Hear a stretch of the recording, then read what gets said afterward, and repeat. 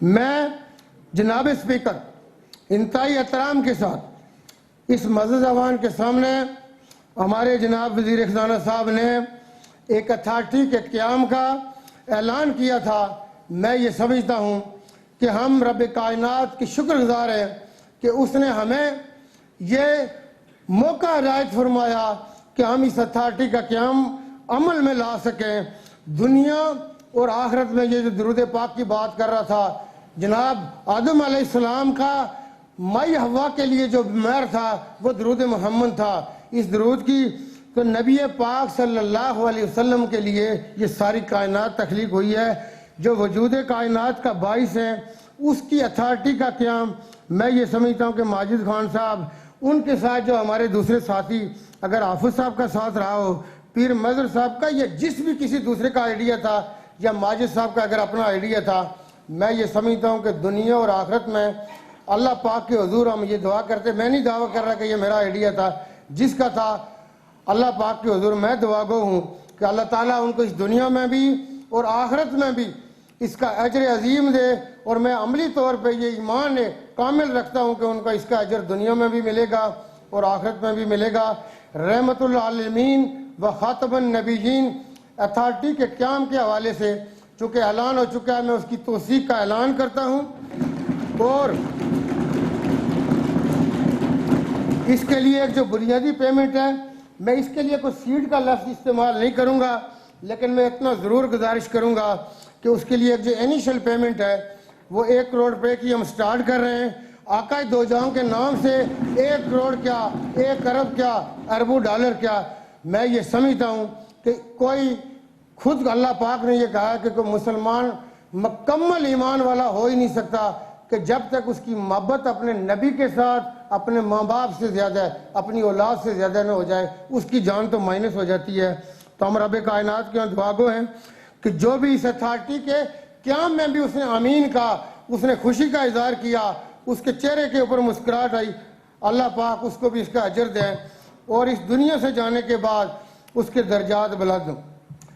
چونکہ اس اتھارٹی کے قیام کے ساتھ ہی پچھلے دنوں آپ نے دیکھا کہ ہمارے پڑوس میں رہنے والے یہ 1 ارب کے قریب جو دعویٰ کرتے ہیں کہ وہ بڑے سیکولر ہیں، ان بے غیرتوں نے پھر ایک دفعہ وہ نے جسارت کرنے کی کوشش کی کہ رسالت مآب صلی اللہ علیہ وسلم کی شان کے حوالے سے اور ساری دنیا مسلم امہ تڑپ اٹھی.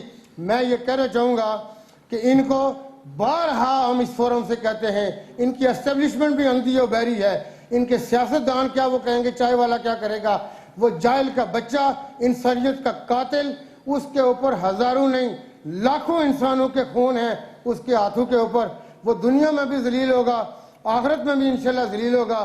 جب الیکشن نزدیک آتے ہیں تو وہ ایسی بے غیرتی کی حرکتیں وہ اس کے اندر اس کے انڈر کمانڈ کام کرنے والے لوگ کام کرتے ہیں.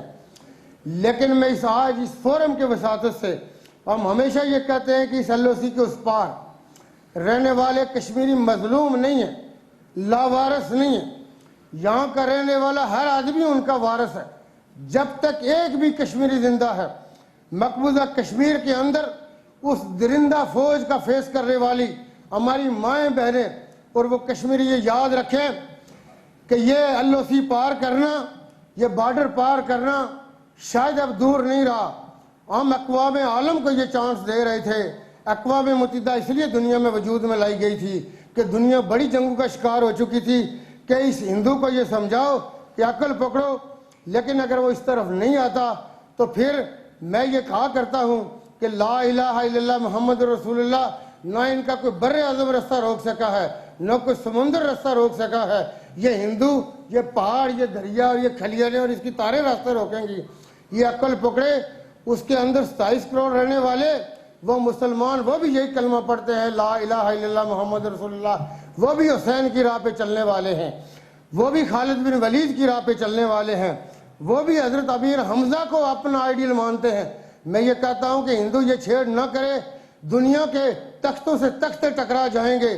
اس کو مسلمان کا میں یہ سمجھتا ہوں کہ اعزاز ہوتا ہے کہ اگر اس کو شہادت نصیب ہو جائے وہ یہ چھیڑے نہ کرے، عقل پکڑے. جو دھرم اس کا سیدھا ہے الٹا ہے، جو مورتیوں کو پوجتا ہے اپنے ہاتھ سے کر کے کرتا رہے، ہم اس کو کچھ نہیں کہیں گے.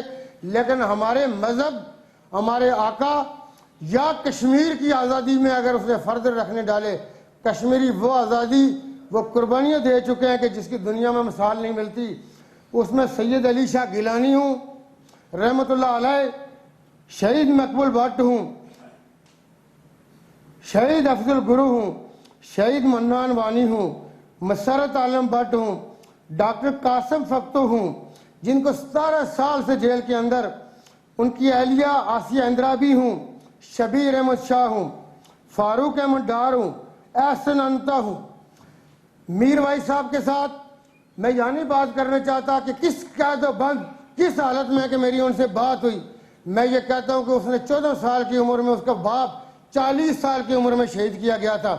یہ عمدہ بریاں اگر یہ دیکھے کہ جو جس قوم کی مائیں شہداء اور غازیوں کی جننے میں لائنیں لگا رکھی ہیں، یہ اس کو شکست دینے کی کوشش کر رہا ہے۔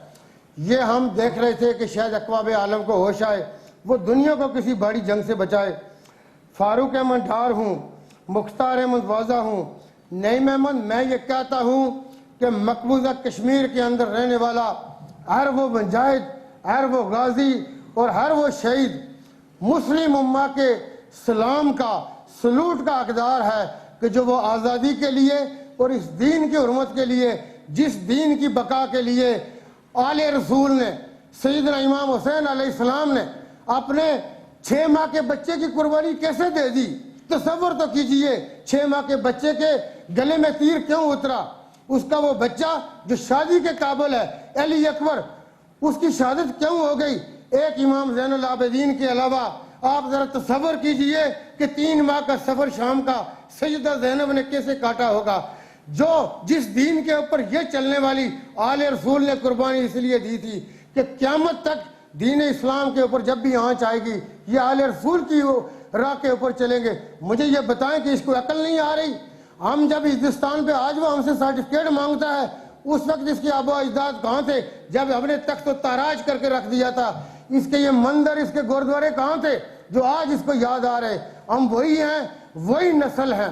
ہم اس کو یاد دلانا چاہتے ہیں کہ ہم اس دنیا کے قوانین کے ماننے کے رستے میں چل پڑے تھے، ورنہ ہم اگر اپنی راہ پہ آئے تو اندلس کے جا کے کھڈرات اور منرات اور اسلام کی وہ مسجدیں دیکھے، ترکی کے اندر جا کے دیکھے، جہاں پہ بھی یہاں پہ بھی شاہی قلعے دیکھے، مسجدیں دیکھے، جو ہمارے اسلاف نے چیزیں کی ہوئی ہے اس کو باز آ جانا چاہیے۔